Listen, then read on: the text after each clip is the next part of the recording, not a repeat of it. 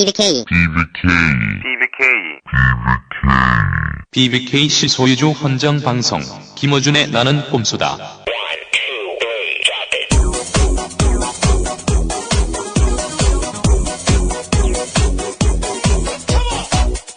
BBK 실소유주 헌정방송 봉주 21회 시작합니다. This is Nakumsu. I wish you the best of luck in breaking through the controls and repression and reaching the population. 낙곰수 멤버들에게 행운을 빕니다. 통제와 탄압을 뚫고 사람들에게 당신들의 메시지가 전해지길 기원합니다. 여기는 하버드 기숙사 에이크론 322호실에 식탁 테이블을 저희가 강탈해서 약속드린 봉주 21회 녹음을 시작하려고 합니다. 네. 방금 들으신 내용은 촘스키 선생이 나는 꼼수다에 보내는 메시지였습니다. 네. 촘스키 선생을 저희가 MIT에 본인 사무실에 가서 연구실이라고 해주세요. 연구실. 네. 이게 공부를 많이 못하신 분들이 범할 수 있는 오류입니다. 이게 바로. 네. 나는 꼼수다와 한국의 언론 상황에 대해서 저희가 심도 깊은 나아가 전 세계 언론 상황에 대해서 저희들한테 뜻깊은 강의를 뜻깊은 주의를 뜻깊은 메시지를 전달해 주셨습니다. 네.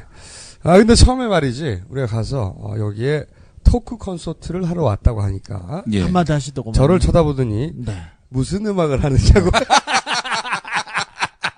콘서트라는 얘기를 듣고 네, 할아버지가 참 아직 이 토크 콘서트 문화를 모르고 계셔요. 이 할아버지께서 그리고 김영민도 말이죠. 간단한 농담을 또 준비해왔습니다. 네. 세계적 석학에게 자신의 농담을 보여줘서 웃기고 말겠다고. 원래 촘스키 선생님 스키 좀 타십니까? 이 농담을 준비해 갔으나 스키 좀 타세요. 자기는 그 질문 하나 하겠다고 했으나 졸라 30분 넘게 의표를 찌르는 그 질문을 하려고 했는데 의표를 찌르는 수면 상태로 돌입해가지고 야 이 새끼야 촘스키를 만나러 가가지고 그 방 안에서 조른 새끼 네가 최초야 이 새끼야. 또 다른 세상을 만날 때는 잠시 눈을 감고 들어야지. 자, 저희가 여기 와가지고 굉장히 중요한 사건이 하나 있었습니다.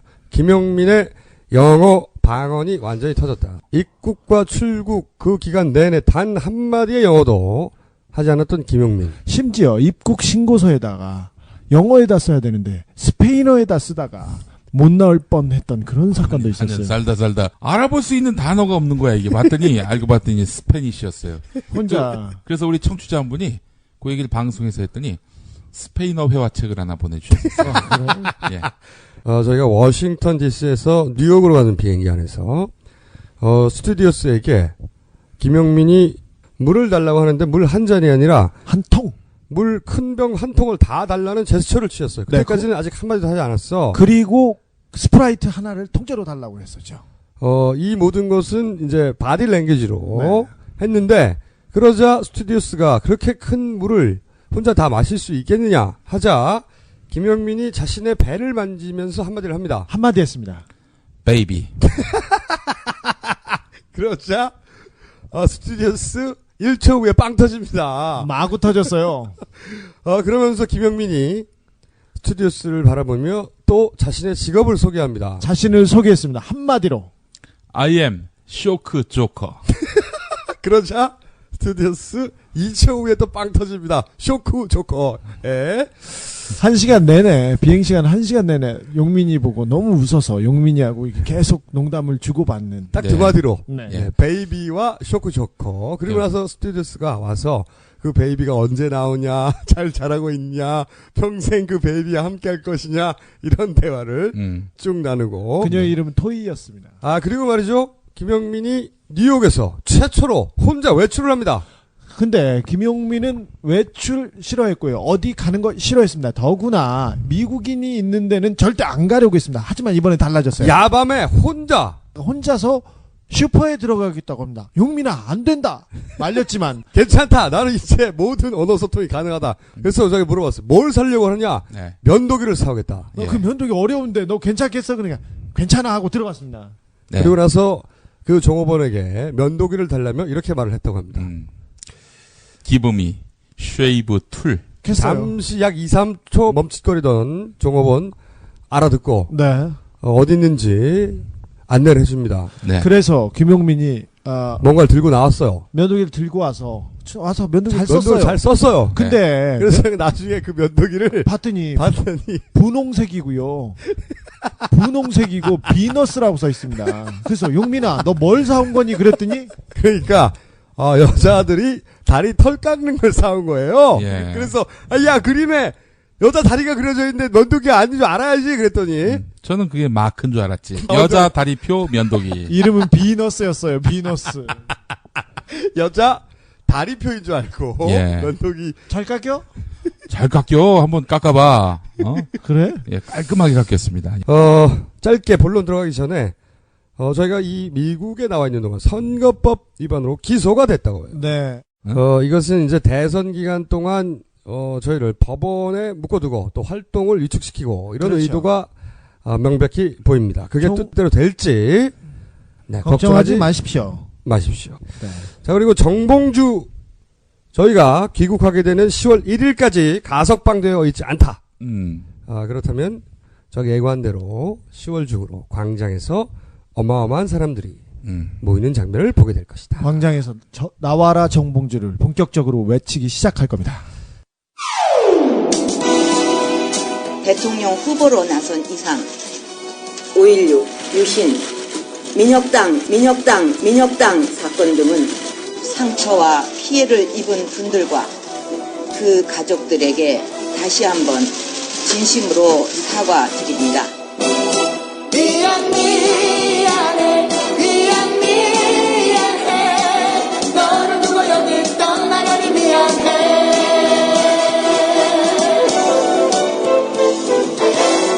5.16이 있었기 때문에 자주국방과 자립경제를 그 기간 안에 이루기 위해서 아버지가 유신을 하신 것이기 때문에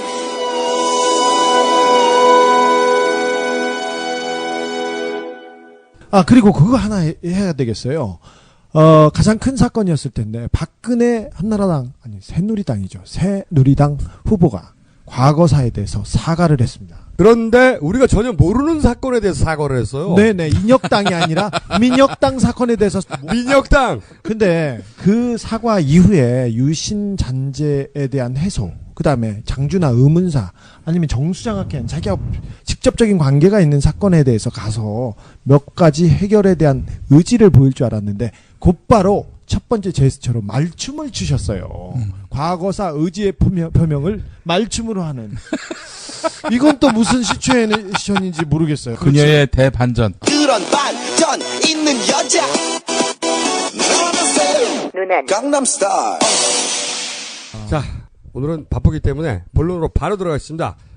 오늘 간만에 정우택 새누리당 최고위원 다시 등장합니다. 성상납 정우택 선생 또 나오셨습니까? 이 포털 검색어의 종결자 정우택 새누리당 최고위원 화려하게 컴백합니다. 아니 근데 정우택 최고위원이 한동안 집거에 하시다가 한철수 원장이 뛰어들자마자 무임승차한다고 하더니 진정성 없는 쇼다, 불안감을 조성한다 국민들한테, 이렇게 한탕주의다 이렇게 얘기하기 시작했습니다. 그러니까 정우택 새누리당 최고위원께서 저희가 정우택 성상납 검색어로 포탈을 잠시 도배한 사이 한동안 쉬셨어요. 그동안은 쉬시다가 이 사건이 일단락됐다고 보시고 활동을 재개하셨어요. 저런. 그러나 그분의 성상납 의혹은 제주도에서 그치지 않았다. 그분의 성상납 의혹이 해외 진출을 하는 이분은 말이죠, 화수분과 같이 끊임없이 검색어를 생산해내십니다. 자, 오늘의 검색어는 어떻게 될 것인지 먼저 저희가 증언 녹취록을 들어보겠습니다. 대만 JC 회장이 유흥업소 여종업원 2명을 앉혀줍니다. 그 여종업원 2명하고 술을 마십니다. 아가씨 2명을 앉혀줍니다. 술을 먹습니다. 그 대만 애들하고. 대만 회장은 둘을 호텔로 데리고 가라, 다 보내주겠다고 말했어요. 그런데 여종업원 한 명이 자꾸 저에게 그날이라고 이야기합니다. 생리라는 겁니다. 그래서 나머지 한 명만 데리고 갑니다. 대만 회장이 이제 둘을 데리고 나가라. 다 보내주겠다. 얘는 그날이라는 얘기를 이제 저한테 했습니다. 승리라고. 그래서 얘 빼겠습니다. 그래서 얘만 데리고 있죠. 대만 회장이 정우택을 데리고 호텔로 가고 그리고 여종업원 한 명을 호텔방에 넣어줍니다. 이제 대만 회장이 호텔로 이제 그 정우택을 먼저 모시고 가고 그리고 얘를 이제 그 호텔방에 넣어줍니다. 찬바람이 부는데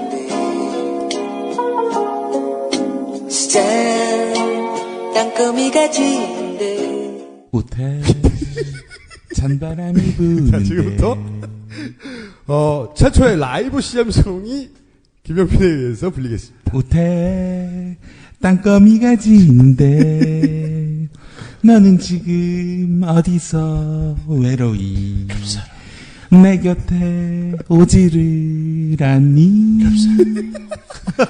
호텔 제주도도 모자라 호텔 대만까지 갔다면 그날의 초이스 버리고 내 곁에 돌아와 주렴 우태 난 너를 사랑해. 나가 누굽니까? 나가 누굽니까? 역사의 평가에 맡기시길 바라겠습니다. 새누리당 최고위원 정우택 의원을 위한 우리 용민이의 헌사였습니다. 네. 김승진의 습관을 잠시 좀 바꿔봤습니다. 저희가 장비가 없어서 그냥 라이브로 김영민이 생으로 방금 작사해가지고 사실 노래를 만들어서 이렇게 하려고 했는데 이번엔 해외 로케인 관계로 이해해 주시기 바랍니다. 네, 쉽게 말씀을 드리면은 대만에서도 성상납을 받았다는 주장이죠. 방금 이 증언을 한 사람은 손인석 전 새누리당 청년위원장입니다. 9월 6일까지 했습니다. 새누리당 청년위원장이 간단한 자리가 아닙니다. 이분은 새누리당 청년위원장과 함께 한국 JC 청년회의소 회장까지 역임한 분입니다. 그런데 이 손인석 씨가 9월 24일 화요일 전격 구속됩니다. 왜 이 손인석 씨가 전격 구속되느냐? 우선 이 손인석 씨와 정우택 새누리 최고위원의 관계에 대한 설명을 잠깐 드려야 됩니다. 손인석과 정우택과 손인석은 아주 절친한 관계였습니다. 손인석은 정우택을 정치적 멘토라고 하고 따랐습니다. 충북 도지사 시절에 도지사직 인수위원회에서 일하기도 했고요. 그 다음에 외국에 나갈 때마다 미국 방문에도 쫓아갔습니다. 제주도 골프 행사에도 여러 번 함께 참여했습니다. 손인석 씨는 함께 참여할 수밖에 없었던 것이 왜냐하면 그 행사를 주관했던 것이 충북 청년 경제 그 포럼의 사무총장이었습니다. 그러니까 그때마다 그 제주도 행사에서 무슨 일이 있었는지 정확하게 알고 있던 사람이죠. 그렇죠. 그렇죠. 그리고 손인석 씨는 지역 유지 중에 유지였어요. 아버지가 아니라 할아버지 때부터 3대째 충청북도에서 건설회사, 특히 토건회사를 크게 운영해 왔는데 이런 분들이 이 주변에 사람이 많고 여러 보임도 많습니다. 그래서 지역 정치인으로서 이런 분하고 함께 가는 그런 경우가 많은데 이런 관계였습니다. 그런 관계였었어요. 그런데 충북 청년경제포럼이라고 하는 것이 충북 지역의 여러 상공인들, 특히 젊은 상공인들의 모임이라고 볼 수 있기 때문에 정우택 지사 같은 경우에는 본인 자체는 충북에 깊은 뿌리를 두고 있지 않는 분이었어요. 그렇기 때문에 이 청년경제포럼과 결합이 되는 것은 아무래도 지역 정치를 펼치려는 사람으로서는 도움이 될 수밖에 없는 파트너죠. 그런데 정우택 성상납 의혹이 지난 총선에서 제기가 되자 정우택 새누리당 최고위원은 그 배우로 손인석 씨를 의심하게 됩니다. 왜냐?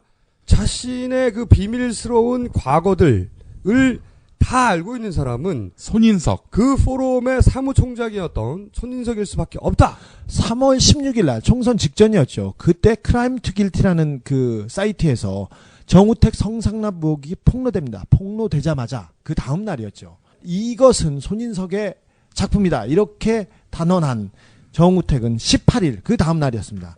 손인석 등 3명을 그냥 고소합니다. 명예훼손 혐의로 모든 것은 손인석한테 나왔다. 이렇게 얘기하는 거죠. 이렇게 해서 관계가 결정적으로 틀어지게 되고 예. 이 둘의 갈등은 결국 손인석의 구속에까지 이르게 되는 겁니다. 물론 그 중간 과정은 복잡한 과정이 있는데 오늘의 주제는 그것이 아니기 때문에 손인석이 자신을 배신했다고 생각한 정우택 새누리 최고위원회 보복을 하고 있는 것이고 그것이 구속으로 이어졌다. 이렇게 보는 시각이 많죠. 이렇게 보는 충북 지역 언론들이 있습니다. 예. 네, 둘의 갈등은 그런데 여기서 중요한 것은 손인석 씨는 정우택 최고위원회 숨기고 싶은 부분들을 잘 알고 있다. 예. 그거죠. 저희가 예. 대만 사건에서 주목하는 것은 바로 그 점입니다. 네. 자, 그러면 이 사건과 관련해서 김영민의 부탁 말씀이 있겠습니다. 안녕하세요. 여러분의 덕화 인사드리겠어요. 네이버에 들어가서 정우택 대만 검색 부탁해요. 뭐라고? 정우택 대만 네. 부탁해요. 자, 그러면 이 손인석 씨가 9월 24일 오전 영장 실질 심사 직전에 예. 전혀 새로운 내용을 증언합니다. 예. 네. 지난 정우택 관련 방송에서 항상 출연해서 네. 네. 구수한 입담으로 예. 과정을 설명해 주었던 이재표 충청 리뷰 편집국장. 이 국장님이 실질 심사 직전에 구두로 증언을 받아낸 내용인데 뭐냐? 우리가 그렇게 주장해왔던 알바들의 존재. 네. 이 알바들의 존재를 입증하는 구두 증언이 나왔습니다. 먼저 들어보시겠습니다. 한나라당 서울시장 후보 나경원에게 지급한 돈 500만 원의 용처는 트위터 알바를 위한 비용으로 처리됐고 1,000만 원은 선거운동원 알바비, 즉 대학생 유세단 알바비로 지급됐다는 말. 그러니까 나경원이 500이 트위터 애들 알바비, 1,000만 원이 선거운동원 알바비, 대학생 유세단 알바비. 한나라당 강원지사 후보 엄기영에게 준 돈 1,000만 원도 유세단 알바비로 쓰였다는 말. 전경도 1,500만 원은 유세단 알바비. 4월 27일 재보선 경남 김해을 후보 김태호의 경우는 큰 사건. 김태호는 좀 커요. 김태호 건은 이 방송 끝까지 들으시면 접하실 수 있습니다.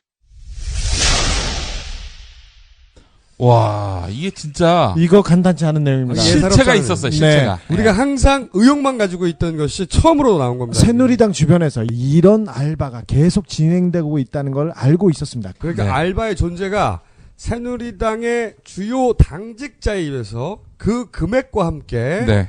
최초로 거론된 사례입니다. 이것이. 손인석은 새누리당 청년위원장이었습니다. 청년위원장은 국회의원 배지를 별 이변이 없는 한 다는 자리였고요. 그 전에 강용석이 이 자리를 지냈습니다. 간단한 자리가 아니고 중요한 사람이었습니다. 그 사람의 입에서 새누리당이 이렇게 알바를 쓰고 있다는 게 이 손인석 씨를 취재한 충청 리뷰 이재표 편집국장이 덧붙인 말은 손인석 씨가 1억 피부과 논란이 커질 무렵에 이모 씨라는 인사를 통해서 당에 500만 원을 송금했다. 이렇게 이야기했습니다. 그 500만 원은 어디다 썼다고요? 이것이 바로 트위터 이용자 트위터리안들 있죠. 네. 이 사람들에게 500만 원이 지급됐다는 겁니다. 그래서 이 사람들은 나경원을 두둔하고 옹호하는 그런 글을 올리기 시작했습니다. 생각해 보시면 나경원 1억 피부과 사건은 선거 바로 직전에 터진 거예요. 네. 돌발 사건입니다. 그러니까 하루 이틀 정도 트위터상에서 불리한 여론에 대응할 필요가 있었단 말이지. 예. 그때 그러니까 그렇게 돌발적으로 여론이 불리할 때 긴급 투입되는 알바들. 긴급 알바 비용으로 500만 원을 썼다는 거죠. 예, 그렇습니다. 그러니까 대략 하루에 500만 원 정도를 써서 알바들을 풀었다. 네. 이렇게 볼 수 있는 겁니다. 그러니까 새누리당의 유력 정치인들이 불리한 사건이 터질 때 온라인에서 여론 조작을 위해서 자금을 지원한다. 불법 자금이다. 이 자금은 장부에 없는. 자, 알바의 존재가 그리고 그 금액이 최초로 새누리당 주요 당직자 출신에 의해서 거론된 사례입니다. 이 네. 디테일은 우리가 좀 더 추적해 갈 것이고. 여기서 이것도 아주 주목됐습니다. 그 엄기영, 당시 한나라당 강원도지사 후보입니다. 이분에게도 1,500만 원을 손인석 씨가 이제 건넸는데 이 가운데 500만 원을 어디다 썼느냐? 최문순 당시 민주당 강원도지사 후보 밀착 감시하는 데 썼다는 겁니다. 후보가 다른 후보를 예. 감시하는데 돈을 썼다 이거지. 거기에다 돈을 500만 원씩, 1,500만 원씩 쏴주고. 구체적으로 금액도 나왔고 그 금액의 용도도 나온 겁니다. 이게. 이놈들 꼼꼼한 놈들이네. 자, 박근혜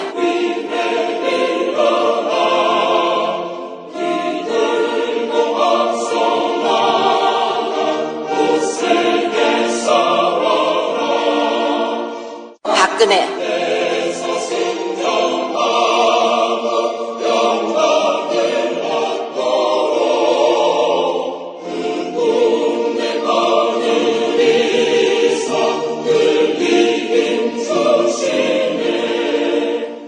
지난 시간에 저희가 기독교 온라인 선교를 표방해 놓고는 실제로는 정치적 댓글을 다는 알바단이 존재하는 것으로 보인다. 네.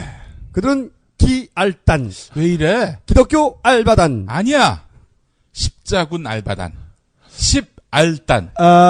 온라인에서 시발단은 발음이 너무 어려워. 온라인에서 논쟁이 컸습니다. 저한테 메일 많이 왔는데 김용민의 시발단, 김어준의 기알단 여러 논쟁 끝에 시발단으로 채택됐다는 것을 알려드리겠습니다. 90% 이상의 지지를 받았어. 자, 십알단. 다시 한번 발음해 보라고. 십알단. 아씨 어려워. 시발단이 아니라 십알단. 기알단이 이게 아니야. 음문학적으로 볼 때 좋은데. 십알단이 훨씬. 좋아, 그러면 승복. 네. 시발단. 뭐야? 아니 근데 이 시발단을 어떻게 저희가 추적이 시작했냐면, 네. 모 종교인이. 모 목사입니다. 네. 정치적 견해를 피력하는데 예. 대단히 적극적이에요. 아니 왜 이렇게까지 적극적으로 정치적 견해를 피력할까 하는 의구심이 있었어요. 네. 물론 목사도 스님도 그럴 수는 있어요. 자신이 시민인 이상 네. 정치적 견해를 필요할 수 있는데 그렇습니다. 이분은 그 정도가 대단히 강했습니다. 예.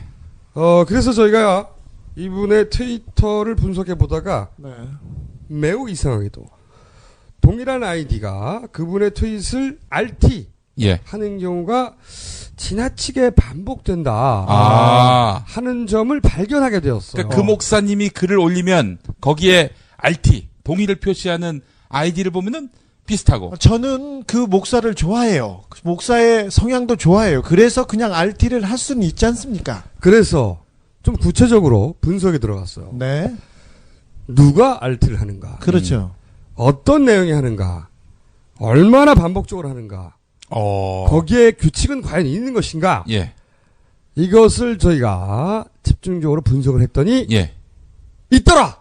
아, 그래요? 규칙이 있더라. 한두 사람이 아니고 일정한 패턴으로 반복적으로 특정 내용을 RT하는 계정이 무더기로 이 모 목사를 잠깐 소개해드리면 신도가 10,000명 이상 되는 대형 교회 부목사 출신 이시며 본인이 직접 온라인 선교를 하는 법인을 운영하며 활발히 SNS 활동을 하시는 분입니다. 그러니까 이제 온라인 선교를 목적으로 하는 법인을 운영하고 계시기 때문에 당연히 정치적이 아니라 종교적 목적에 그렇죠.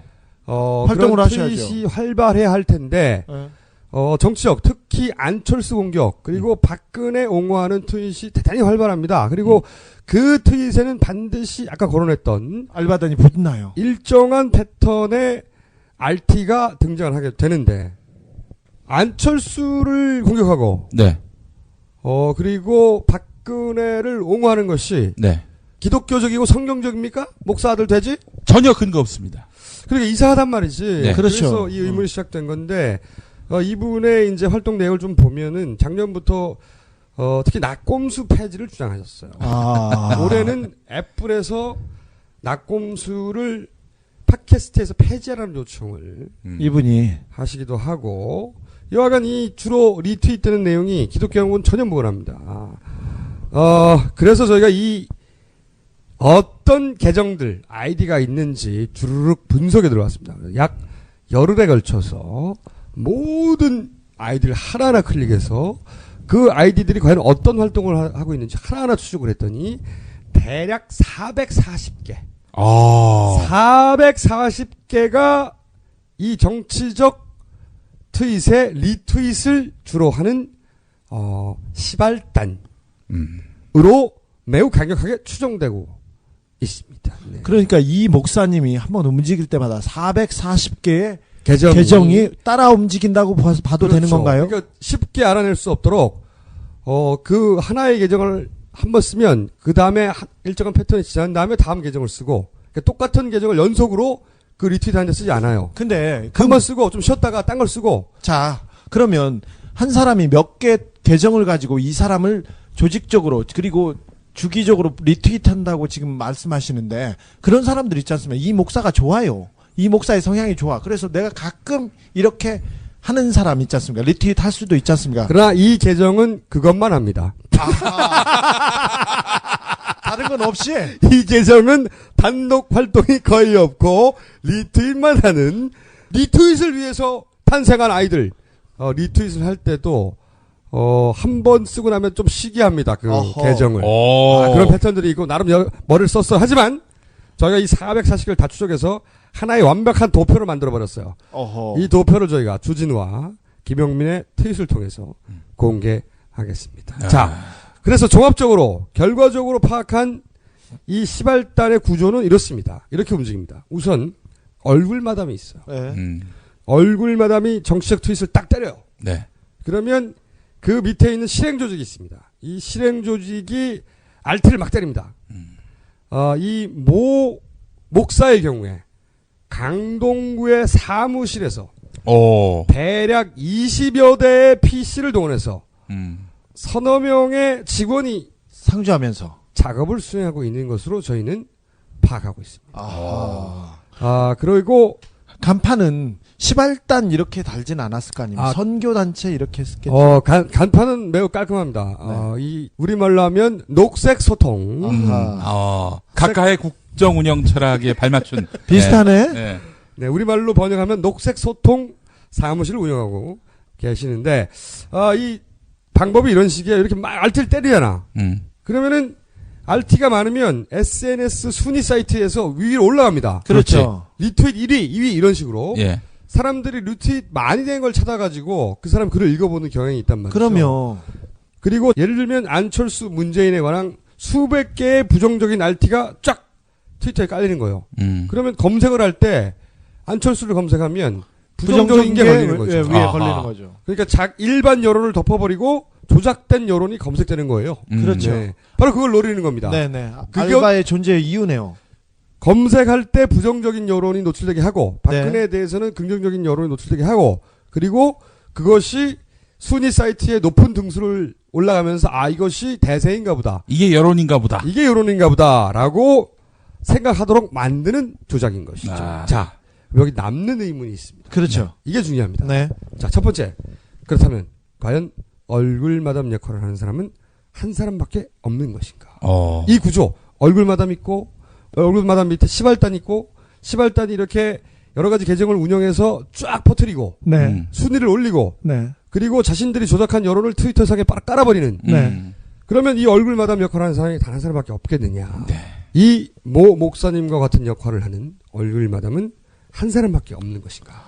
얼굴 마담이 한 사람일지 두 사람일지 아니면 여러 사람일지 저희가 추적 중에 있습니다. 물론 뭐 한 사람일 수도 있어요. 네. 아직은 모르겠으나 적어도 한 사람은 찾은 것 같다. 는 것이고 두 번째로 얼굴 마담 밑에는 시발단이 있어야 돼요. 얼굴 마담의 멘션을 리트윗할 시발단이 밑에 받쳐주지 않으면 이게 퍼뜨려지지가 않는다 이거지. 네, 그 사람들의 영향력은 그렇게 크지 않습니다. 그렇다면 시발단은 하나밖에 없는 것인가? 하나밖에 없는 것으로 결론날 수도 있고 또 여러 개 있는 것일 수도 있습니다만은 추적 중에 있다. 자, 세 번째 의문은 뭐냐면 그렇다면 이렇게 상근 직원을 운영하고 계속해서 이런 활동을 하려면 자금이 된단 말이에요. 돈. 자금이 어디서 오느냐? 이 아까 나경원 원포인트 하루 아니면 한나절 그 작은 알바를 위해서 500만 원을 쏘아줬습니다. 이 사무실 임대는 목사님이 소속되었던 대형 교회에서 임대해 준 것으로 저희가 파악하고 있는데 교회에서는 기본적으로 그것이 선교 활동에 쓰인다고 생각하고 임대해 줄 수 있어요. 지속적인 상근 인건비는 도대체 어떻게 하는 것인가? 그렇죠. 4대 보험도 줘야 될 거 아닙니까? 보수는 보수 없이는 움직이지 않습니다. 그렇다고 해서 저희가 이 운영 자금이 어디서 나오는지는 모르겠으나 의문이 있다 이거죠. 그렇죠. 의문이 있다. 네. 왜냐하면은 이제 과거 대형 교회와 정치권의 결탁 사례가 많았습니다. 그렇습니다. 네. 노골적으로 특정 후보를 지지한 경우도 많아요. 이거 그렇습니다. 전문가가 또 김영민이요. 그렇죠. 예. 네.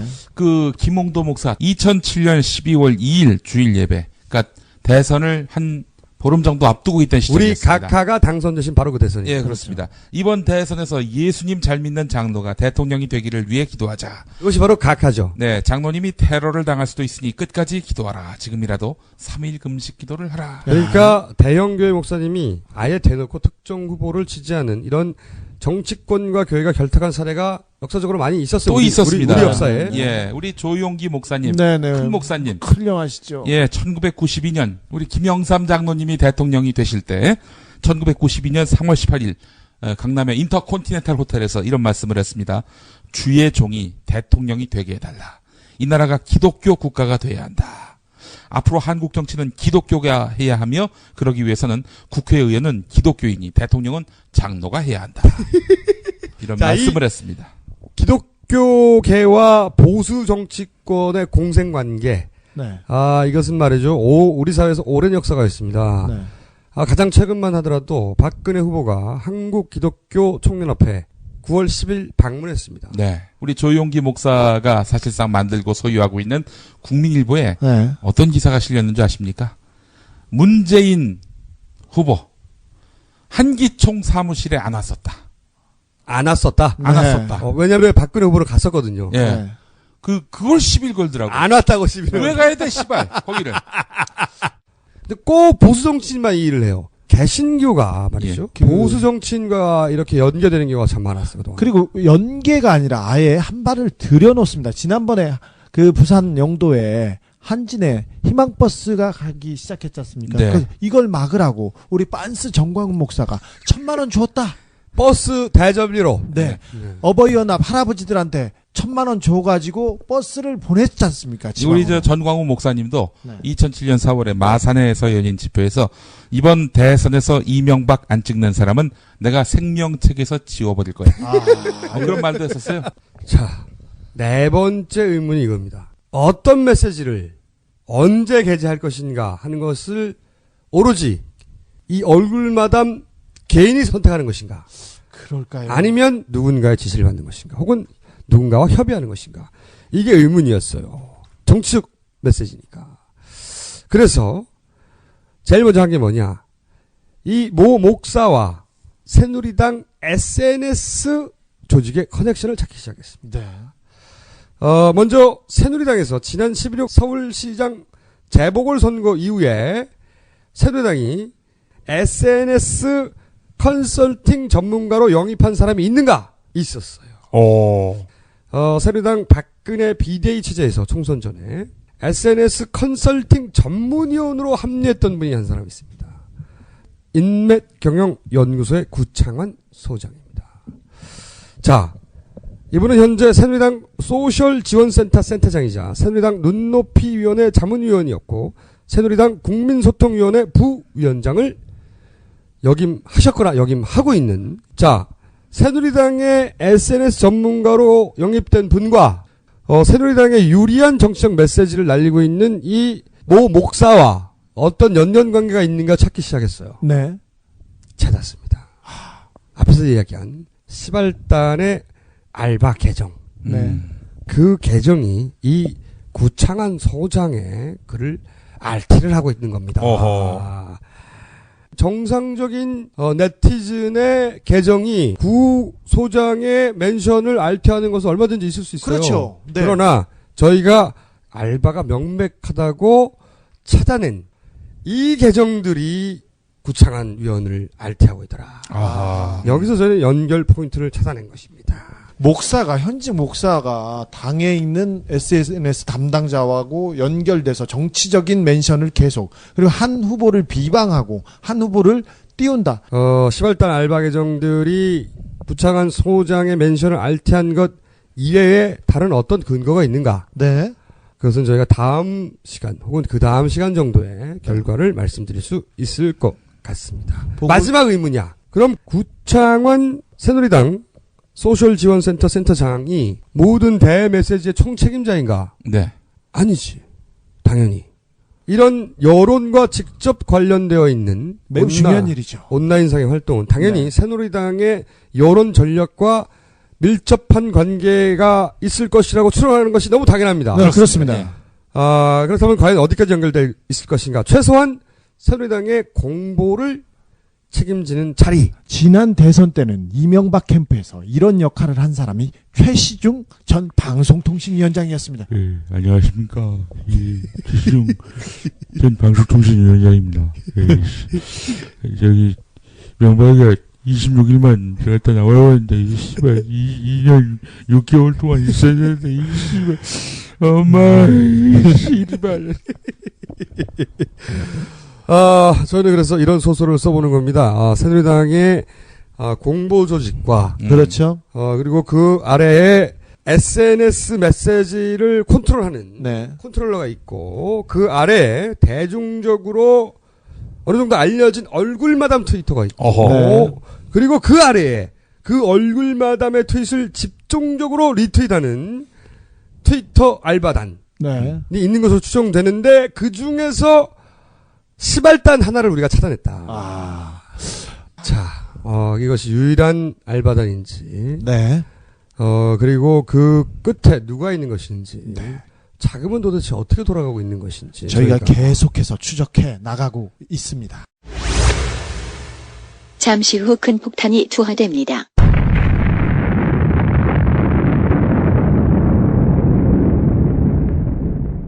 그럴 리가 없다. 그럴 리가 없다. 그럴 리가 없다. 그럴 리가 없다. 그럴 리가 없다.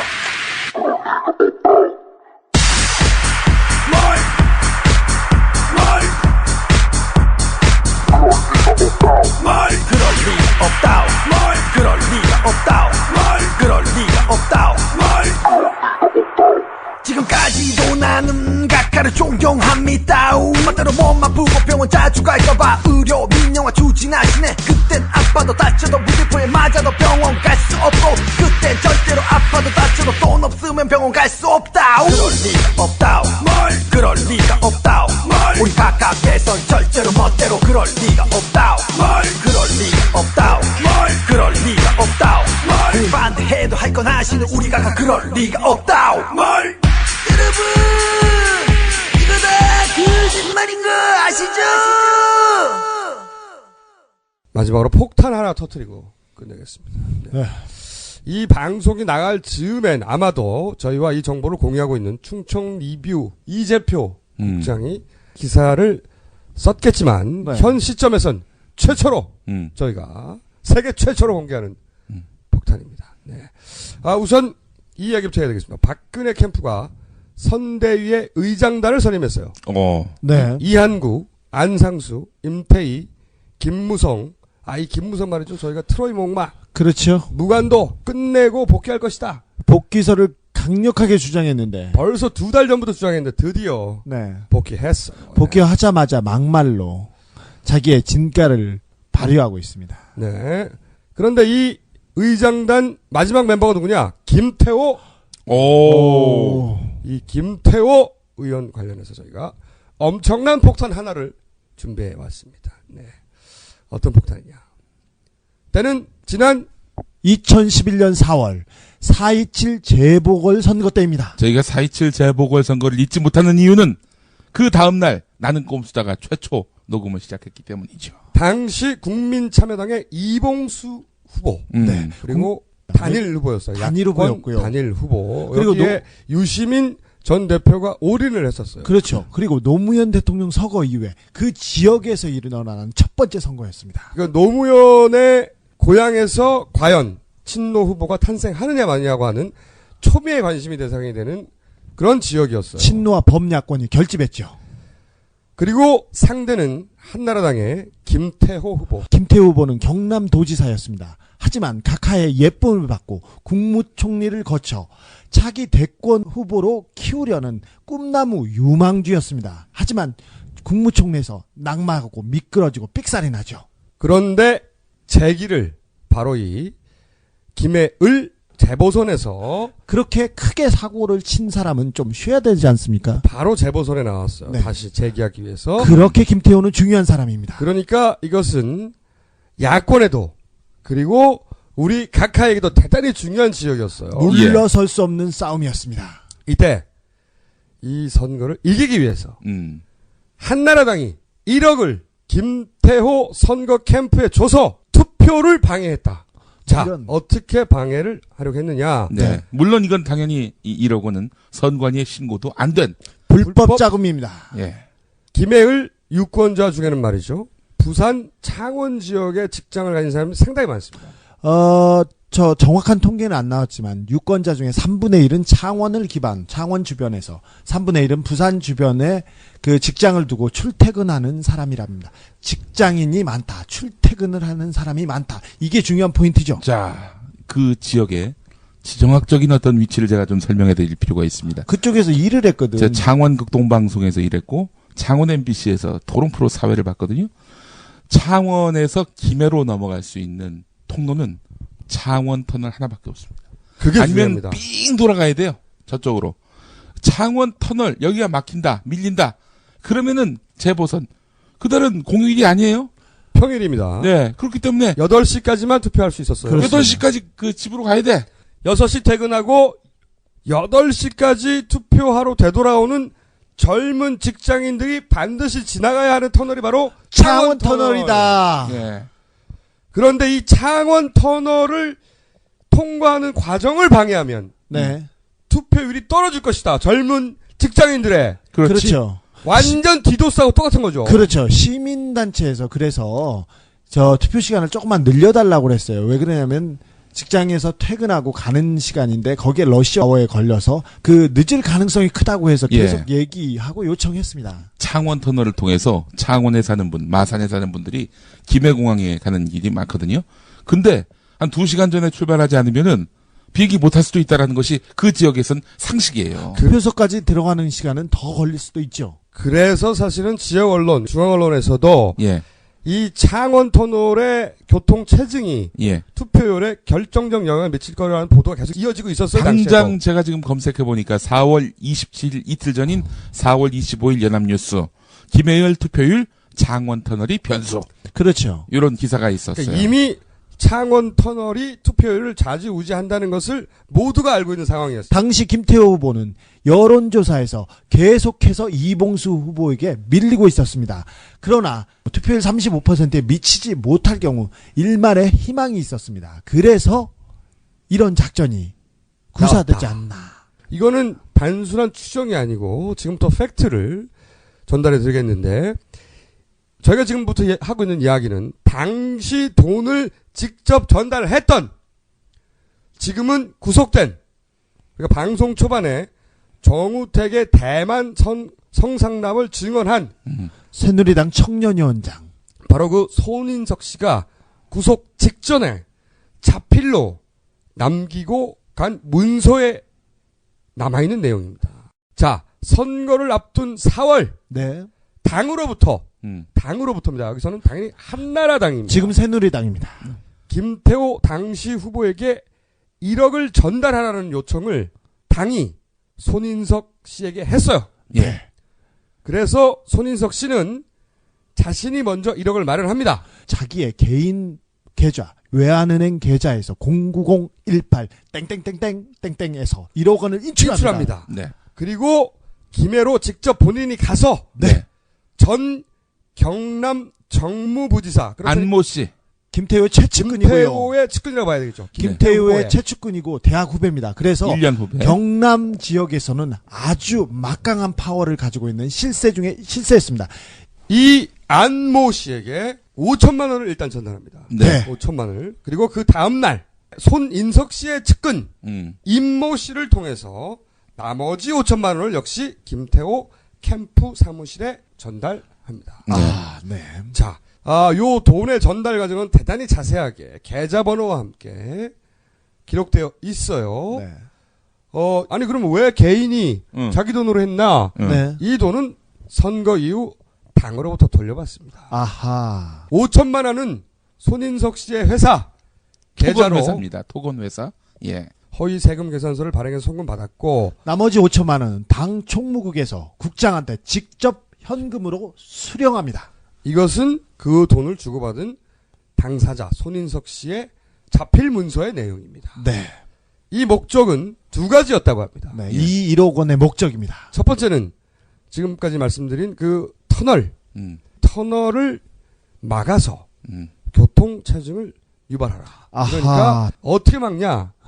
불필요한 공사를 해서 네. 교통 체증을 유발하라 하는 작전이 하나 있었고 일단 그날 창원 터널에 보수 공사가 있었습니다. 통행량 계측기라는 기계가 있습니다. 그게 교체 작업을 했습니다. 그런데 그 공사가 실제 이 돈에 의한 공사인지 네. 아닌지는 확정할 수 없어요. 낮에 그러니까 진행되다가 마무리가 됩니다. 그러니까 이 공사가 애초에 그렇게 기획을 했는데 너무 티가 날 것 같아서 안 한 건지 아니면 그 돈으로 그 공사를 했는데 항의가 심하니까 항의가 말이죠. 심했습니다. 당시 임유철 감독이라고 유명한 다큐멘터리 감독입니다. 인천 유나이티드를 소재로 한 비상이라는 영화 축구팀. 그렇죠.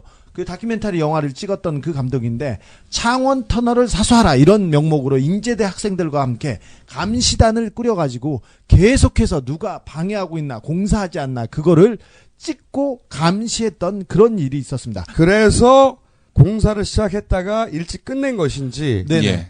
아니면 계획만 되고 공사를 하지 않은 것인지 그 계측기 교체는 원래 계획된 것이었던 건지 확정할 수 없으나 최초 이 돈을 마련할 때 계획은 공사를 해서 교통체증을 유발하라였어요. 예. 사실 오후 2시께 누리꾼들한테 이게 기사 내용입니다. 누리꾼들한테 창원터널에서 공사 중이란 소식이 알려지면서 난리가 났습니다. 그래서 왜 지금 공사냐 이런 여론이 만들어지기도 했습니다. 당시에 그 경남도민일보가 이걸 집중 보도하기도 했었죠. 자, 네. 두 번째 목적은 뭐였냐?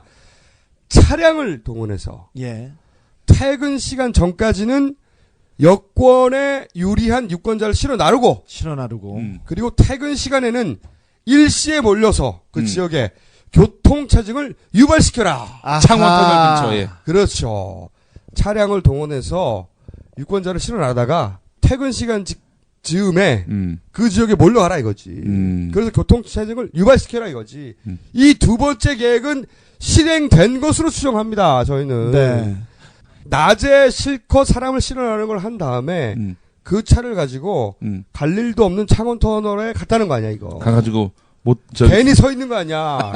밀려와가지고. 그렇죠. 실제로 당시 보도를 보면은 차량 동원 투표 사실이 보도가 됐었습니다. 기사를 보면 마을회관 앞에서 노인들을 태우고 투표소로 이동을 반복하는 카니발 차량을 발견하고 동영상 채증해가지고 이 차량을 찾으라는 그런 게 많이 떠돌아다녔고요. 트위터상에서도 특정 차량이 사람들을 실어 나르고 있고 그 진로를 방해하고 있다 이런 내용도 있었습니다. 예. 근데 김태호 측이. 근데 5천만 원으로 카니발 한 대 했겠냐고. 아니 5천만 그렇죠. 아니 50만 원이라고 하더라도 예. 100대입니다. 5천만 원이면. 예. 렌트카로 하루를 차를 빌리는데 10만 원가량 하고 거기에 운전기사를 고용하는데도 10만 원 정도 할 수 있지 않습니까? 그리고 이제 인건비 다 해서 50만 원 든다고 쳐. 그렇죠. 예. 아주 많이 주고 줘서 50만 원 쳐. 그래도 100대예요, 100대. 이것은 넉넉하게 잡은 거예요. 그렇죠. 그 100대가 한꺼번에 저녁 시간에 터널로 확 몰려간다고 생각해봐. 네. 그걸로만 더 막히는데. 너무 넉넉하게 준 거예요. 만약 25만 원으로 치면 200대가 몰려가는 거야, 그렇죠. 한꺼번에. 200대가 일부러 천천히 가고, 한꺼번에 그 시간에 몰려들어봐. 못 지나가! 씨발. 자, 이 사건은 말이죠. 디도스 때처럼 절대 빠져나갈 수가 없어요. 그렇죠. 왜냐? 디도스 때는 우리가 잡아냈지만, 예. 1개 비서관, 20대 비서관이 했다고 다 뒤집어 씌우고, 모든 기관을 동원해서 덮어버렸잖아. 하지만 이것은 말이죠. 한나라당 청년위원장. 게다가 그 돈을 직접 마련해서 자기 계좌로. 네. 1억을. 계좌번호도 알아. 네. 그 계좌로 돈을 마련한 사람이 그리고 그 돈을 직접 들고 와서 전달한 사람이 네. 그 사람이 한 말입니다. 이게. 그리고 세금 계산서도 있고요. 당 총무국에서 국장도 있고요. 여러 사람들이 나옵니다. 전달한 사람의 이름도 정확하게 나옵니다. 여기서. 네. 자, 이건 말이죠. 교통 체증 디도스. 네. 그렇죠. 오프라인 디도스. 터널 디도스. 새로 나왔어요. 이 터널 디도스 이 씨발 딱 걸렸어. 이게 당이야 이 씨발 이게. 그래서 우리가 맨날 공작당이라고 그러니까 공작. 공작 새누리당. 당사자가 직접 이야기하여 마침내 밝혀진 단 하나의 사안이에요. 그렇죠. 그걸 우리가 최초로 지금 보도하고 있는 건데. 빙산의 일각일 수도 있다. 자, 그렇게 해서 김태호 의원 현 박근혜 캠프의 선대위 의장. 이야. 이 당선됐다는 겁니다, 이게. 이거 중대한 범죄입니다. 이건 범죄예요, 사실. 범죄죠. 민주주의를 유리라는 도둑들보다 훨씬 더 중대한 범죄입니다. 안녕하세요. 여러분의 덕화 인사드리겠어요. 자, 지금부터 네이버에서 김태호 터널 디도스 검색 부탁해요. 네, 김태호 터널 디도스 신조 나왔습니다. 터널 디도스. 오늘은 두 가지가 있어요. 예. 정우택 대만과 김태호 터널 디도스. 과연 어느 쪽이 이길 것인가? 이 사안 말이죠. 대단히 중대한 범죄이자 이 대선 기간 내에 반드시 밝혀져야 될 사안이다. 왜냐하면 김태호 의원이 박근혜 캠프의 선대위 의장이거든. 그렇지. 네. 자, 한국에 들어가는 즉시 이 사안 보다 깊숙이 파헤쳐서 저희가 공개하도록 하겠습니다. 네. 자, 폭탄 투하 완료. 네.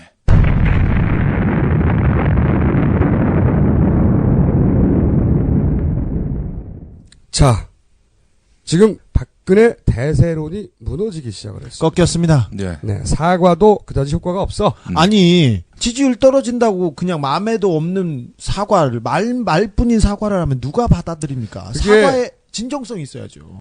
그게 말뿐인지 아닌지는 그 당사자의 마음속에 들어가 봐야 알겠지만, 말뿐이에요. 지금 형국은 그렇게 사과를 요구했을 때는 역사의 판단을 맡기자고 하다가, 그렇죠. 지지율이 급락하자 이런 제스처를 취하니까 불과 사람들이 며칠 믿을 수가 만에. 없지. 그렇죠. 사실은 이게 선거에서는 먼저 치고 나가는 것, 판을 주도하는 것, 이니시테이브를 지는 것, 이게 굉장히 중요한데 그럼요. 이걸 잃었어요.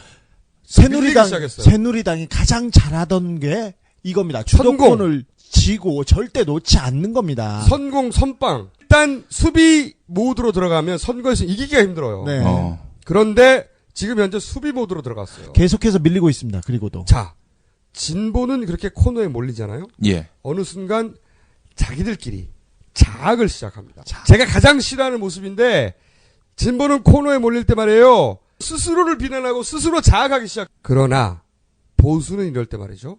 공작을 합니다. 결집하고 공작합니다. 그러므로 이제 공식적인 공작의 시즌이 오픈되었음을 저희가 선언하는 바입니다. 대선은 공작의 계절입니다. 하물며 이번처럼 새누리당한테 여건이 구도가 안 좋은 상태입니다. 공작이 절실히 필요한 때입니다. 이 공작은 우리가 상대한다. 아하. 그리고 여러분들은 말이죠. 이것만 하면 됩니다.